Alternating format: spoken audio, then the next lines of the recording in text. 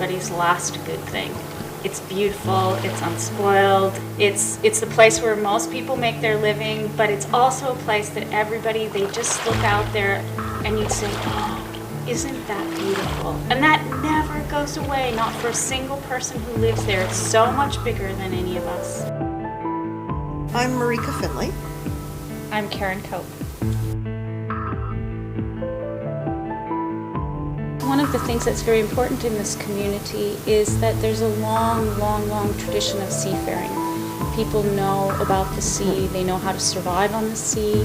They can tell you stories about where their fathers and grandfathers and occasionally mothers and sisters went on the sea.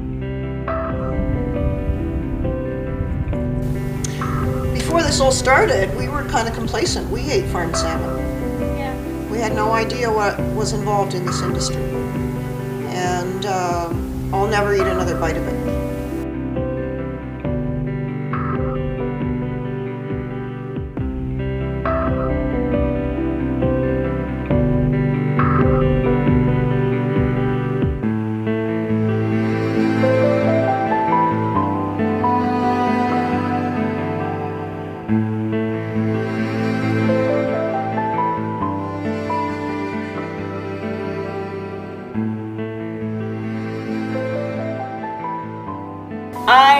I think the way that Snow Island is proposing to run its fish farms sounds very good.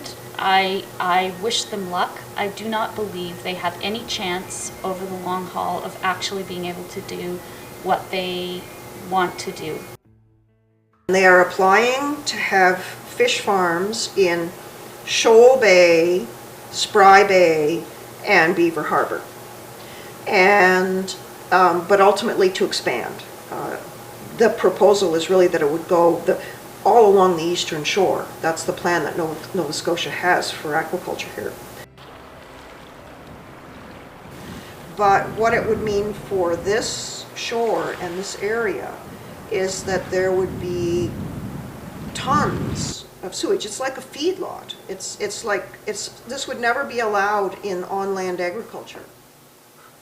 I decided, we really needed to organize the community in a response to this. And I haven't done anything but do that.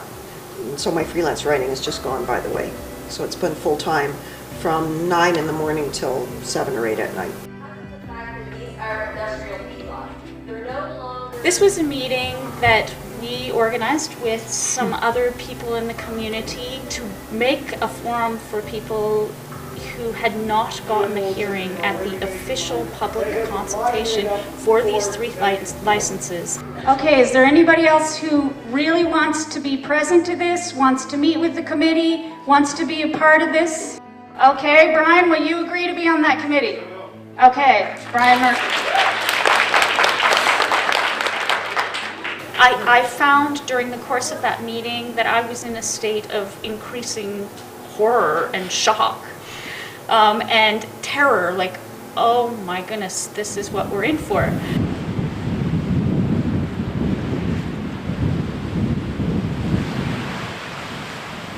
No matter what you do, there is opposition.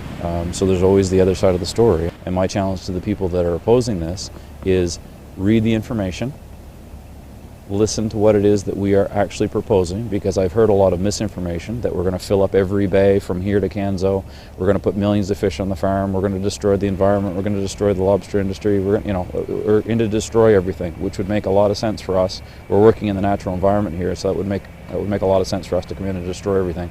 We haven't destroyed over the past 4 years, so why would we start now? But our model is different from other models in such that we stock our fish much lower, at lower densities than the typical model. We have these pens, they typically would hold about 15,000 fish, which sounds like a lot if you're not familiar with the industry, but when you do the math, it's 98.5% water, 1.5% fish.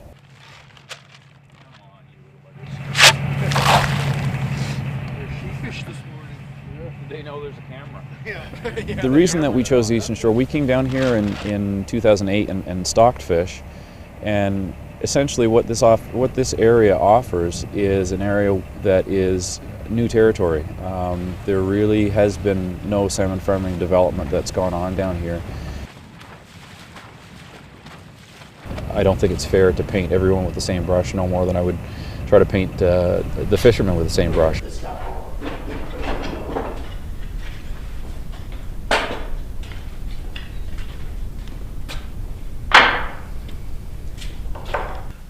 I always fished ever since I was a kid. Always loved it, had a passion for it, and it was hard to make a living at it. And I'd done different things, but I always used to come back to it. And I made up my mind 8 years ago and bought a lobster license and tried to make a living out of it.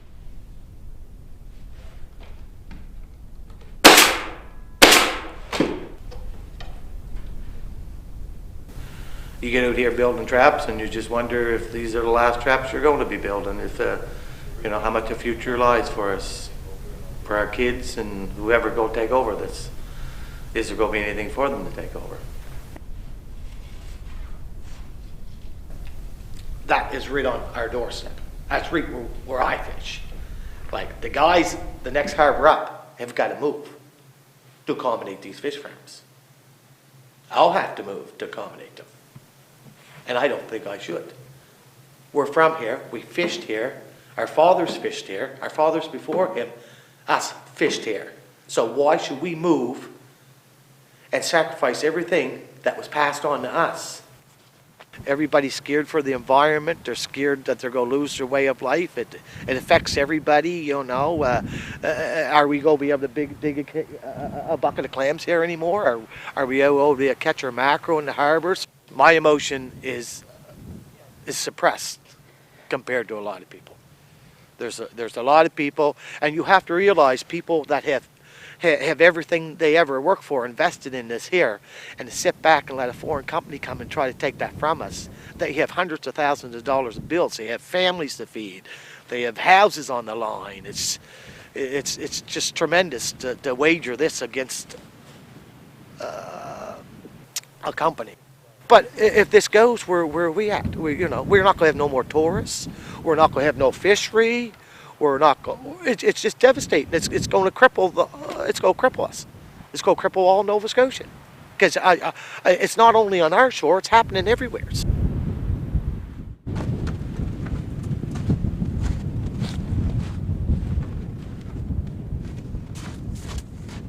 I will not live on a shore fouled by fish excrement. So we will put our house up for sale, we will sell it for what we can get, and we will move to some place where this battle's been fought and won already. The government of Nova Scotia is, of course it's desperate to get rural jobs. And this happens all across the country. Rural Canada's hollowing out, and people are moving to urban Canada. So what do you do about that? Coming down to this area and seeing what we do, like most things in life, taking the time to understand who it is that works on the farm, what it is that we do here, how it works, they would understand that we don't have the kind of impact that they think that we do. We're simply putting a model together that will be a net benefit to the area. At the end of the day, I'd like to look back 5 years from now and be a net benefit to obviously the area with respect to jobs, but even tourism.